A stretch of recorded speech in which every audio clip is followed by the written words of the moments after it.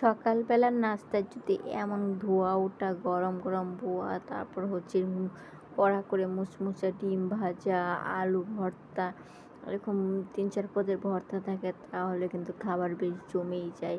সেদিনও আমারও অনেক ক্রেভিং হচ্ছিল যে একটু ভর্তা দিয়ে একটু খাবো, কিন্তু সকালবেলা না ভাত খেতে ইচ্ছা করে না, কিন্তু অন্যান্য খাবারগুলো খেতে ইচ্ছা করে।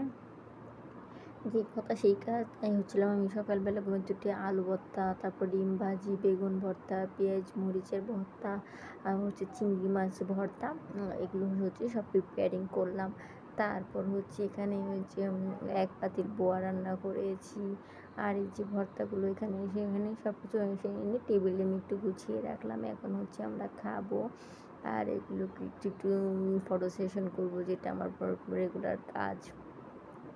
এই তো হাজব্যান্ডের জন্য সুন্দর করে সাজিয়ে দিলাম, আমার জন্য নিজের জন্য সাজালাম। তারপর হচ্ছিল আমার মেয়ের জন্যও দিলাম। তারপর হচ্ছে আমরা ৩ জনে খেতে বসে গেলাম। আর আমার সকালে নাস্তাগুলো কিন্তু হেভি ভালো হয়েছিল। ধন্যবাদ সবাইকে।